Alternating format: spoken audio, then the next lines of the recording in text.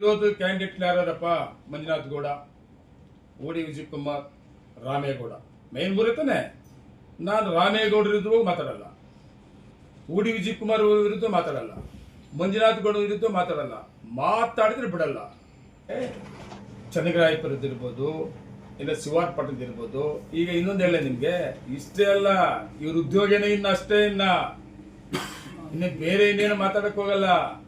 ಇನ್ನು party organise ಮಾಡಬೇಕು, ಗೌರವಾಗಿರ್ಬೇಕು, ನಾಳೆ ಎಲೆಕ್ಷನ್ ಗೆಲ್ಲಬೇಕು, ಏನ್ ಮಾಡಬೇಕು ಇದಿಲ್ಲ ಇವರಿಗೆ. ಇವ್ರು ವೈಯಕ್ತಿಕವಾಗಿ ಯಾರ್ಯಾರ್ದೇನದೆ, ಇಂಡಿಪೆಂಡೆಂಟ್ ಕ್ಯಾಂಡಿಡೇಟ್ ಏನದೆ, ಈಗ MLA ಏನದೆ, ಪ್ರೆಸಿಡೆಂಟ್ MLA ಇವ್ರು ಬೆದಿಸ್ಬಿಡ್ಬೇಕು, ಹುಡುಕ್ಬಿಡ್ಬೇಕು. ಇವೆಲ್ಲ ಯಾರು ಕೇರೆ ಮಾಡ್ತಾರೆ? ಯಾರು ತಲೆ ಕೆಸಕ್ಕೆ ಹೋಗಲ್ಲ. ಇವತ್ತು ಯಾರು ಕೂಡ ಇಲ್ಲಿಗೆಲ್ಲ ಹೋದ್ರೆ ತಪ್ಸ್ಕೊಳಕ್ಕಾಗಲ್ಲ ಅಂತ ಎಲ್ಲರಿಗೂ ಗೊತ್ತದೆ. ಒಂದಲ್ಲ ಒಂದು ರೀತಿ ಲೀಗಲ್ ಆಗಿ ಹೋಗ್ತಾರೆ ಎಲ್ಲರೂ ಕೂಡ.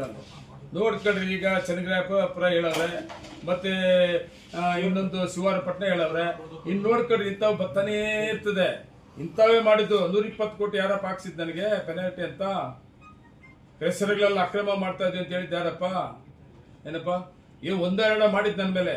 ಏನು ಆಸ್ತಿಗಳೆಲ್ಲ ಬೋಗಸ್ಸು, ಫ್ಯಾಕ್ಟ್ರಿಗಳೆಲ್ಲ ಬೋಗಸ್ಸು, 120 ಕೋಟಿ ಪೆನಾಲ್ಟಿ ಎಲ್ಲ ಮಾಡಿದ್. ಏನೇನಾಯ್ತು? ಇದು ಹೇಳ್ಕೊಂಡೆ ಇದರಲ್ಲೇ ಸೋತೋಗ್ಬಿಟ್ಟಿದ್ದು. 3 ಸಾರಿ ಆಗೈತೆ ನನ್ನ ಸೋತಿದ್ದು. 3ನೇ ಸಾರಿ ಸೋತ್ರಲ್ಲ. 28 ಗ್ಯಾಪ್ ಇಟ್ಕೊಳ್ರಿ. ಇವ್ ಹಿಂಗೆ ಹೋಗ್ಬೇಕು. ನಾನು ಇವ್ರ ಬಗ್ಗೆ ಮಾತಾಡಲ್ಲ. ನಾನು ಇರೋದು ಕ್ಯಾಂಡಿಡೇಟ್ ಯಾರಪ್ಪ? ಮಂಜುನಾಥ್ ಗೌಡ, ಓಡಿ ವಿಜಯ್ ಕುಮಾರ್, ರಾಮೇಗೌಡ. ಮೇನ್ ಬರುತ್ತಾನೆ. ನಾನು ರಾಮೇಗೌಡ ವಿರುದ್ಧ ಮಾತಾಡಲ್ಲ, ಓಡಿ ವಿಜಯ್ ಕುಮಾರ್ ವಿರುದ್ಧ ಮಾತಾಡಲ್ಲ, ಮಂಜುನಾಥ್ ಗೌಡ ವಿರುದ್ಧ ಮಾತಾಡಲ್ಲ. ಮಾತಾಡಿದ್ರೆ ಬಿಡಲ್ಲ. ಮಾತಾಡಿದ್ರೆ ಭಯ ಬಿಡಲ್ಲ. ನೀನೇನ ಭಯ ಇಡ್ಸಕ್ ಹೋದ್ರೆ, ನೀನು ಭಯ ಬಿದ್ದಿದ್ರೆ ನಾನು MLA ಆಗ್ತಾ ಇರಲಿಲ್ಲ. ಭಯ ಬೀಳೋದೇ ಇಲ್ಲ. ಗೌರವಾಗಿದ್ರೆ ನಿಮ್ ಪಾಡಕ್ ನೀನ್ ಬಿಸ್ನೆಸ್ ಮಾಡ್ಕೊ, ನಿನ್ ಪಾಡಕ್ ನೀನ್ ರಾಜಕಾರಣ ಮಾಡ್ಕೊ. ಅವ್ರವ್ರ ಪಾಡಕ್ ಅವ್ರು ಏನ ಅವ್ರ ವ್ಯವಹಾರ ಮತ್ತೆ ರಾಜಕಾರಣ ಮಾಡ್ಕೊಳ್ಳಿ. ಒಬ್ಬರ ಮೇಲೆ ನಾನು ವೈಯಕ್ತಿಕವಾಗಿ ರಾಮೇಗೌಡದೇನದು ಹುಡುಕಕ್ ಹೋಗ್ಲಿಲ್ಲ, ಓಡಿ ವಿಜಯ್ ಕುಮಾರ್ ಏನಾದ್ರು ಹುಡುಕಕ್ ಹೋಗಿಲ್ಲ, ಮಂಜುನಾಥ್ ಗೌಡದು ಹೊಸಕೋಟೆಗೆ ಏನಾದೆ, ಮಾಲೂರಾಗ ಏನಾದ್ರು ಹುಡುಕಕ್ ಹೋಗಿಲ್ಲ. ನೋಡಿ, ಇವತ್ತು ಹೇಳಿದ್ರೆ ನಾಳೆ ಹೇಳ್ತಾನೆ ಅದೇ ಕೆಲಸ ಮಾಡ್ಬೇಕಾಗ್ತದೆ. ಕಾಂಪ್ರಮೈಸ್ ಅಲ್ಲ, ನನ್ನ ಕೆಲಸ ಬೇರೆ ಇದೆ. ನನ್ನ ಜನ ಆಯ್ಕೆ ಮಾಡಿರೋದು ವೈಯಕ್ತಿಕವಾಗಿ ಹುಡುಕೊಂಡು ಹೋಗಿ ಅವ್ರಿಗೆ ತೊಂದರೆ ಕೊಡುವಂತ ನನ್ನ ಜನ ಆಯ್ಕೆ ಮಾಡಿಲ್ಲ.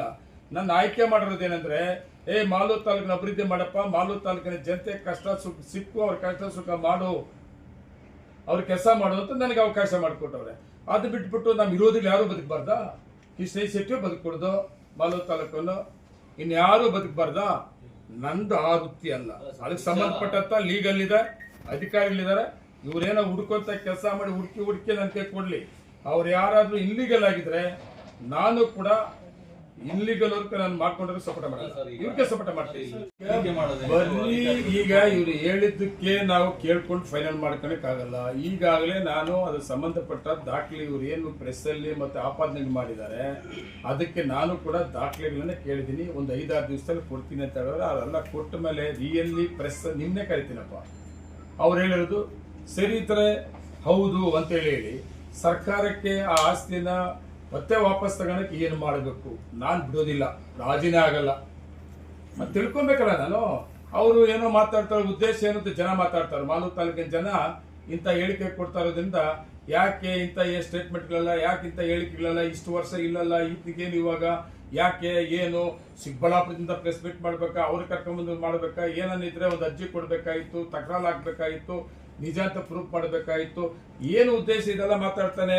ದಿನ ಎದ್ರೆ ಕೂತ್ರೆ ಇದೇ ಕೆಲಸ ಮಾಡ್ತಾ ಇರೋದು ಮಾತಾಡ್ತಾನೆ. ಇನ್ನು ನನ್ನೂ ಕೂಡ ಅದೇ ಮಾತಾಡಕ್ ಹೋಗ್ತಾರೆ. ವಿಚಾರದಲ್ಲಿ ಸುಧಾಕರ್ ಅವರು ಮೀಟ್ ಮಾಡಿದ್ರ, ಮತ್ತೆ ಸುಧಾಕರ್ ಮತ್ತೆ ಇವರು ಗುಡಿ ವಿಜಯ್ ಕುಮಾರ್ ವಿಚಾರದಲ್ಲಿ ಆ ಜಮೀನು ವಿಚಾರ ಈಚೆ ಬರುತ್ತೆ ಅಂತ ಹೇಳ್ತಾರೆ. ನಿಜನಾ? ಯಾಕೆ ಮೀಟ್ ಮಾಡಿದ್ದು? ಸುಧಾಕರ್ ಅವರು MP ಅವರು ಮಾತಾಡಿದ್ರ? ಸುಧಾಕರ್ ನನ್ಗೆ ಮಾತಾಡಿ ನನ್ನ ಪ್ರಕಾರ ಒಂದು 5-6 ವರ್ಷ ಆಗಿದ್ದೇನೋ. ಅವ್ರು ನಮ್ಮ ಪಾರ್ಟಿನಾಗಿದ್ರಲ್ಲ, ಆ ಟೈಮಲ್ಲಿ ಬಿಟ್ರೆ ಇವತ್ತುವರೆಗೂ ಅದ್ ಮಗ ಕೇಳಿ ನೋಡಿಲ್ಲ. ನನಗೆ ಅದನ್ನ ಅವಶ್ಯಕತೆ ಕೂಡ ಇಲ್ಲ. ನಮ್ಮ ಬಗ್ಗೆ ಬೇಕಾದಷ್ಟು ಮಾತಾಡಿದ್ನು.